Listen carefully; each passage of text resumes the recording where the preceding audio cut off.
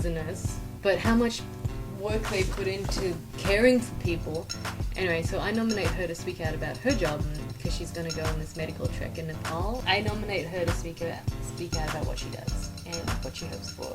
When she comes back from Nepal, she could give a video, she can tell you guys what she's been up to herself. That would be really great. So tonight, Steph will be talking about her recent experience in Nepal. Steph's a graduate of 08, and she's been a registered nurse since 2012, and she currently works at Royal North Shore Hospital. So I think I've talked for long enough. So Steph, it's the microphone from Steph. Like Tess just said, I'm a registered nurse. I've been a nurse for 4.5 years now. I've spent that whole time at Royal North Shore, and I mostly trained in cardiology, cardiothoracics, pediatrics, which is kids, and neonates, which is babies, specifically the intensive care. I found this interesting initiative by this Nepalese man and his wife, she's American, but he's from Nepal.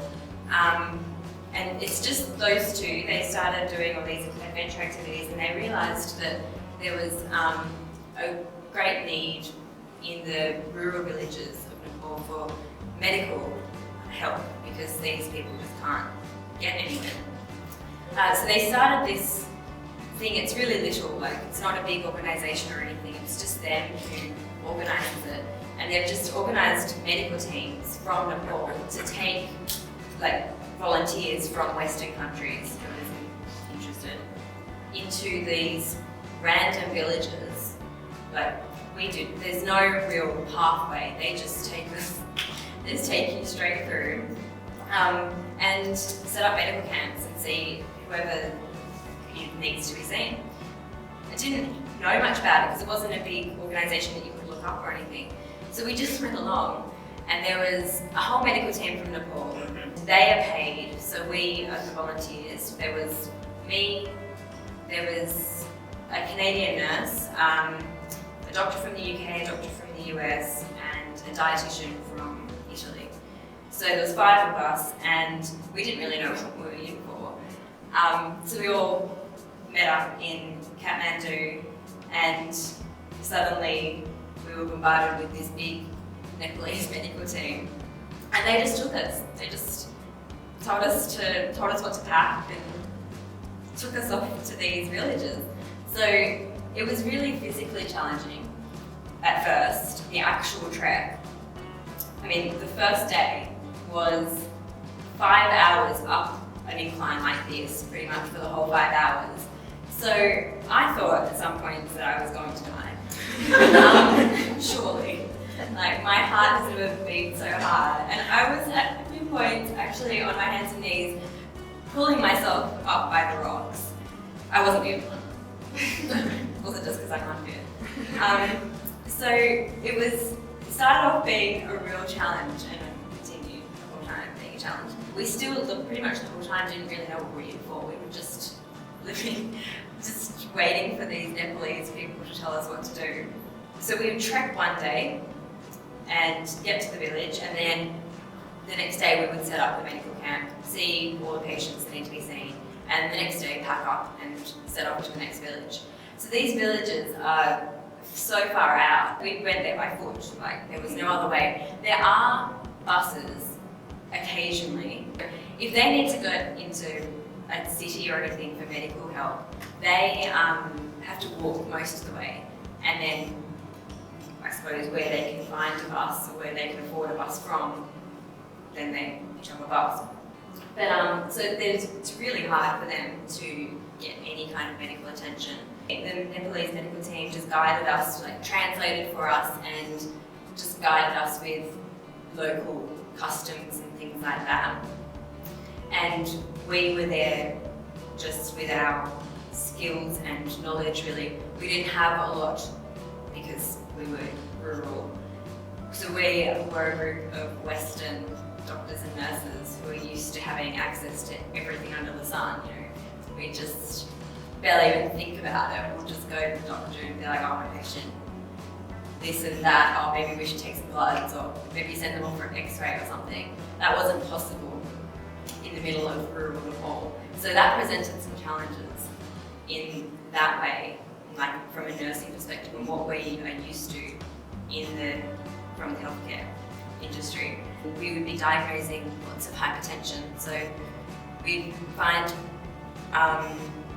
people with blood pressures at like 180 systolic, which is really high if you're not from the medical background. Well, the normal is 120 systolic, pretty much. There's a big range, but really 180 is just too high. We would be diagnosing this hypertension, but we couldn't really do anything about it because you can't just give someone an antihypertensive and then leave the next day. In our communities, in our cities, in our first world countries, patients with hypertension get monitored regularly. They'll go back to their GP, have a blood pressure check, or they'll have a blood pressure kit at home and make sure they're not taking too much of an antihypertensive, because then it can go the other way and there's other side effects of low blood pressure, which can be quite dangerous. So we couldn't just hand out antihypertensives and then trek off.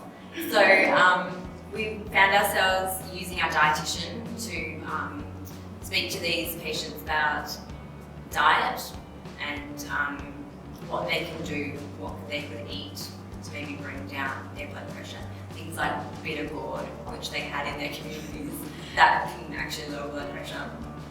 So she worked with them a lot, and we worked with not just hypertensive patients, but lots of our patients. We found ourselves working with them on a primary health basis, so lots of education.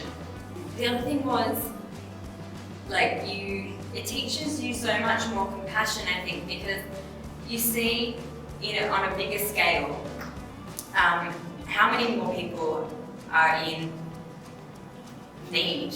It shows you that, you're not the only person in the world, and your problems aren't the only problems in the world, and it actually shows you that there's people out there that need more help than you and are in more desperate situations than you. Seeing that makes you think about your own surroundings as well at home, and every day nurses and doctors are faced with people who are in greater need than themselves. It was really good to actually see that at a more intense level in a third world country, and then bring it back home and actually see it in your own country as well, and see that you're actually faced with these every day. Healthcare professionals, I think, are in a really great position to be leaders in this egocentric world. And so whatever we paid went to their salaries, and it went to the medication and all the supplies that we needed to track. So they bring volunteers in that way as well to financially support the cause, because they don't have the financial support or means to actually do these tracks. If there was no financial support, if we were not paying the medical team, there would be no Nepalese medical team going into these villages, because they need to be paid. They're not well paid themselves, and they don't have the money to just volunteer in their own country like that. It's amazing. It's an amazing profession if it's for you, and definitely I would